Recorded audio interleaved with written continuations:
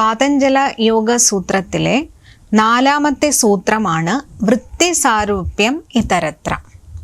കഴിഞ്ഞ സൂത്രത്തിൽ പറഞ്ഞു സമാധിയിലിരിക്കുമ്പോഴുള്ള ഒരു മനുഷ്യൻ്റെ ദ്രഷ്ടുഹു, ആ ഒരു മനുഷ്യൻ്റെ അവസ്ഥയെക്കുറിച്ച് പറഞ്ഞു.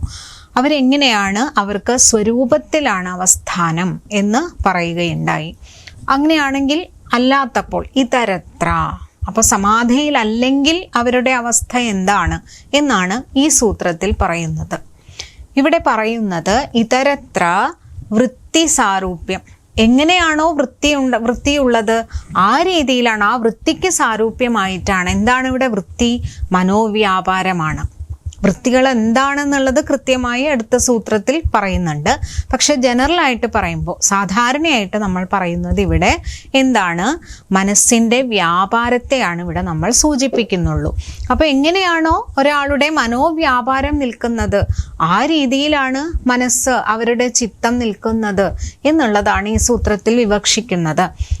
സാധാരണ നിലയ്ക്ക് സമാധിയിലിരിക്കുന്ന ഒരാൾക്ക്, അല്ലെങ്കിൽ ആ ഒരു കൈവല്യാവസ്ഥ പ്രാപിക്കുന്ന ഒരാൾക്ക് നേരത്തെ പറഞ്ഞു ദുഃഖങ്ങളൊന്നുമില്ല, അവർക്ക് സന്തോഷമില്ല, ദുഃഖമില്ല, ഒന്നുമില്ല. എല്ലാത്തിനും ആക്സെപ്റ്റ് ചെയ്യാൻ അല്ലെങ്കിൽ സ്വീകരിക്കാനുള്ളൊരു മനസ്സ് അവർക്കുണ്ട്. അവരെ ഇതൊന്നും ബാധിക്കുന്നില്ല എന്ന് പറഞ്ഞു. എന്നാൽ അതല്ലാത്ത ഒരാൾക്ക് എങ്ങനെയാണ്, അവരുടെ മനസ്സ് എങ്ങനെയാണോ, ദുഃഖം വരുന്ന സമയത്ത് അവരുടെ മനസ്സ് വളരെയധികം ദുഃഖിതരായിരിക്കും. സന്തോഷം വരുന്ന സമയത്ത് അവർക്ക് ഒരുപാട് സന്തോഷം ഉണ്ടാവും. എങ്ങനെയാണോ ഒരു സ്ഫടികത്തിലൂടെ നമ്മളൊരു വെളിച്ചം കടത്തി വിടുന്നത്, അപ്പോൾ എങ്ങനെയാണോ ആ ഒരു നിറം അവിടെ പ്രതിബിംബിക്കുന്നത്, അതേപോലെ ആയിരിക്കും ഇവരുടെ മനസ്സുണ്ടാവുക. അവിടെ ദുഃഖമാണെങ്കിൽ മനസ്സിലും ദുഃഖമായിരിക്കും. ആ വൃത്തി എന്താണോ ആ വൃത്തിക്കനുസരിച്ച് ആ മനുഷ്യന് മാറ്റം സംഭവിക്കുകയാണ്. സന്തോഷം വരുന്ന സമയത്തും ദുഃഖം വരുന്ന സമയത്തും ദേഷ്യം വരുന്ന സമയത്തുമൊക്കെ വൃത്തി എന്ന ആ മനോവ്യാപാരം എങ്ങനെയാണോ ആ മനോവ്യാപാരത്തെ ആശ്രയിച്ചുകൊണ്ടാണ്, ആ വൃത്തി സാരൂപ്യമാണ് ഇവിടെ മനുഷ്യനിൽ കാണാൻ സാധിക്കുന്നത് എന്നുള്ളതാണ് ഈ സൂത്രത്തിലൂടെ അർത്ഥമാക്കുന്നത്. ഇതരത്ര വൃത്തിസാരൂപ്യം.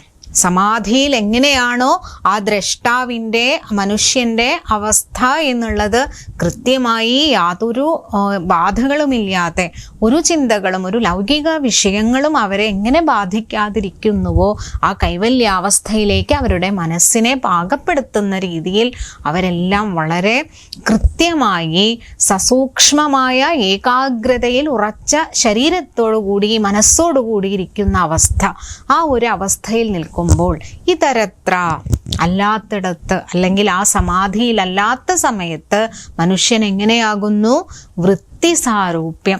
എങ്ങനെയാണോ അവരുടെ ചിത്തവൃത്തി ഉണ്ടാകുന്നത് ആ വൃത്തിക്ക് സാരൂപ്യമായിട്ട് അതിനോട് ചേർന്ന് നിന്നുകൊണ്ട് മനുഷ്യാവസ്ഥ ഉണ്ടാകുന്നു എന്നുള്ളതാണ് പറയുന്നത്. അതുകൊണ്ട് തന്നെ ആ ഒരു രാജസവൃത്തിയാകട്ടെ, താമസവൃത്തിയാകട്ടെ, സാത്വിക വൃത്തിയാകട്ടെ, ഏതാണോ ആ സാരൂപ്യമായിട്ട് അവിടെ നിൽക്കുന്നത്, ആ മനോവ്യാപാരത്തിൽ നിൽക്കുന്നത്, ആ വൃത്തിയിലൂടെയാണ് മനുഷ്യൻ കടന്നു പോകുന്നത് എന്നുള്ളതാണ് ഈ യോഗസൂത്രം കൊണ്ട് അർത്ഥമാക്കുന്നത്. അതാണ് വൃത്തിസാരൂപ്യം ഇതരത്ര.